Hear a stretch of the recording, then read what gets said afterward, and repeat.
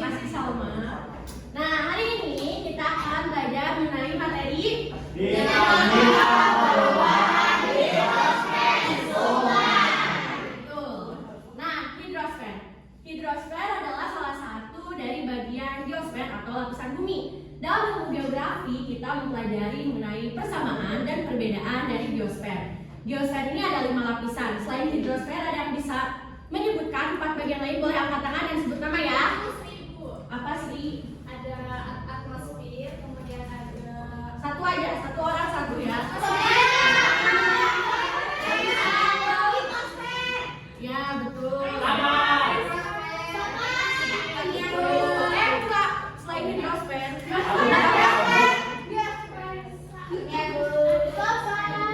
Betul. Nah, jadi geosfer ini ada 5 lapisan. Ada atmosfer, lapisan udara, litosfer, lapisan tanah, biosfer, lapisan makhluk hidup berupa flora dan fauna, dan ada antroposfer, lapisan manusia, serta hidrosfer yang akan kita bahas pada pertemuan kali ini. Hidrosfer berasal dari bahasa Yunani, dari 2 kosakata yaitu hidro yang berarti air dan sfera yang berarti lapisan. Jadi dapat disimpulkan bahwa hidrosfer adalah bagian lapisan air yang berada di bumi dan menutupi lapisan bumi. Nah, untuk hidrosfer bisa kalian pelajari dalam 2 cabang ilmu. Ada hidrologi yang mempelajari mengenai air di permukaan bumi dan oceanografi mempelajari air di lautan. Nah, bagian dari hidrosfer adalah sungai. Ini dia. Nah, sungai adalah aliran air tawar yang mengalir melalui terusan alami dan dibatasi tanggul alam dari hulu ke laut atau sungai induknya. Sedangkan pengertian sungai menurut Peraturan Pemerintah Republik Indonesia Nomor 38 Tahun 2011, sungai adalah jalur atau wadah air alami atau buatan berupa jaringan pengaliran air beserta air di dalamnya, mulai dari hulu sampai muara dengan dibatasi kanan dan kirinya oleh garis sempadan. Nah, tadi Ibu sudah menjelaskan mengenai beberapa bagian dari tubuh sungai. Ada hulu. Nah, ada 2 bagian sungai lainnya di sini. Nah, yang sebelah sini yang dekat dengan gunung-gunung ini adalah bagian hulu ya. Lalu turun ke bawah ini ada bagian tengah. Nah, yang kuning ini kita anggap pantai ya. Ini bagian hilir dekat dengan muara. Nah, setiap bagian sungai ini memiliki karakteristiknya masing-masing. Nah, yang pertama ada bagian hulu. Biasanya ada di daerah gunung yang bergunung-gunung dekat dengan mata air, menyebabkan airnya itu deras. Nah, di sini erosi terjadi secara vertikal membentuk dasar sungai berhuruf V atau dalam. Nah, di sini juga banyak ditemui air terjun. Lalu karakteristik bagian tengah, di sini erosinya campuran ya, terjadi secara vertikal dan horizontal. Dasar sungainya itu berbentuk huruf U. Nah, di sini sudah sering terjadi sedimentasi karena debit airnya itu sudah mulai mengalami pelambatan karena kemiringan lerengnya itu sudah relatif landai dibandingkan dengan bagian hulu.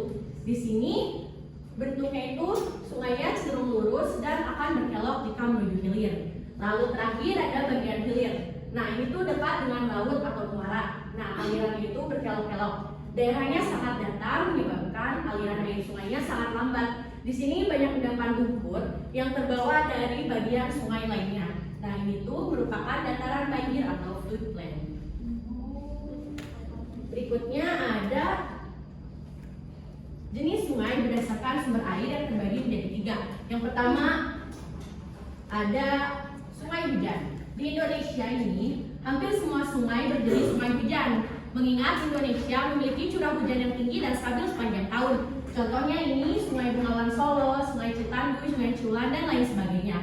Berikutnya ada Sungai Glesel. Ini tuh sumber airnya dari es yang mencair ya, anak-anak. Nah, biasanya ada di daerah pegunungan tinggi atau di daerah yang memiliki iklim sedang dan dingin. Contohnya ada di Sungai Rhein Jerman yang memiliki sumber mata air dari pegunungan Alpen.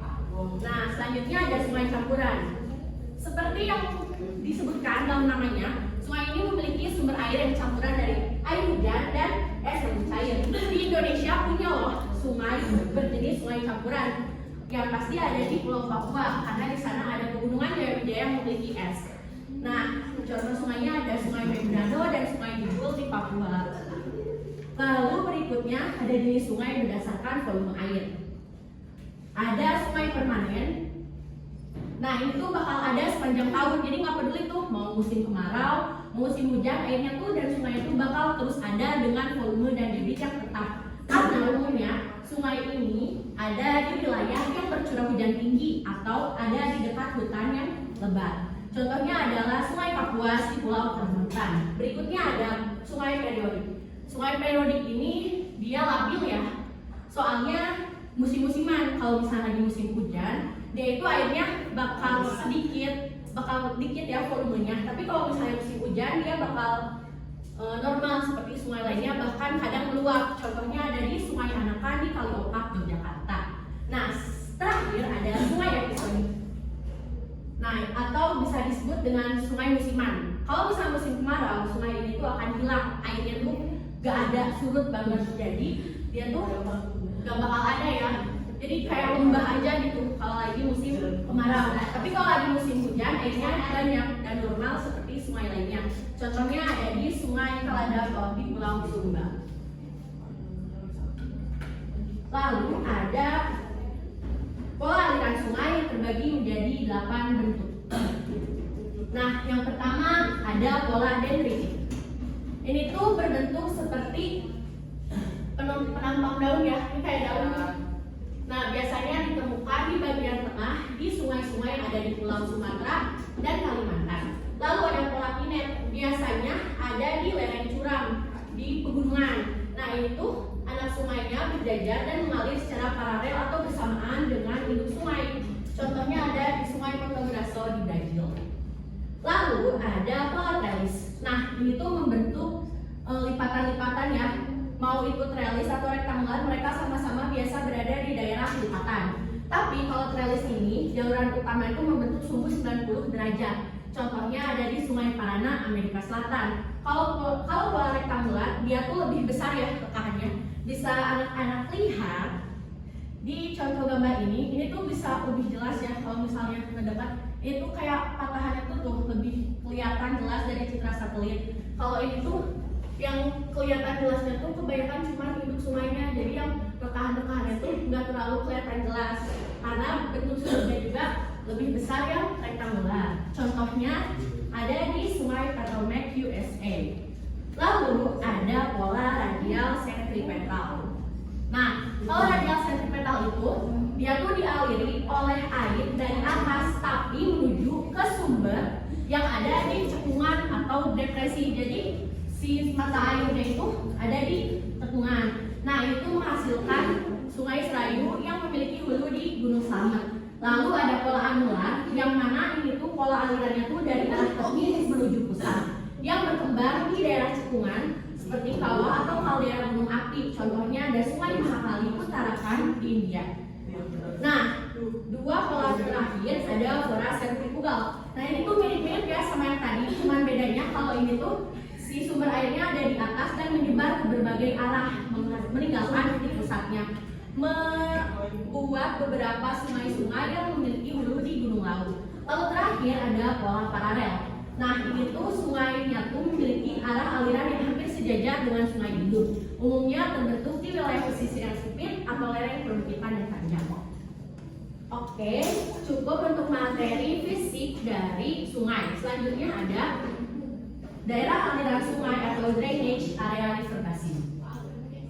Daerah aliran sungai adalah wilayah tampungan air hujan yang masuk ke dalam wilayah air sungai yang dibatasi oleh tumbuhan bukit-bukit di suatu area sungai tertentu. Nah, anak-anak, kalau misalnya tadi Ibu kan membahas mengenai pola, jenis dan lain-lain yang berhubungan dengan fisik banget nih, kayak bentuk dan lain-lain.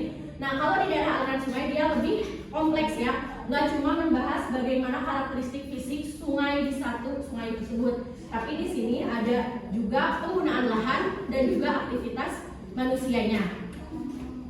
Kayak gini, sama seperti sungai, daerah aliran sungai juga dibagi menjadi 3 bagian.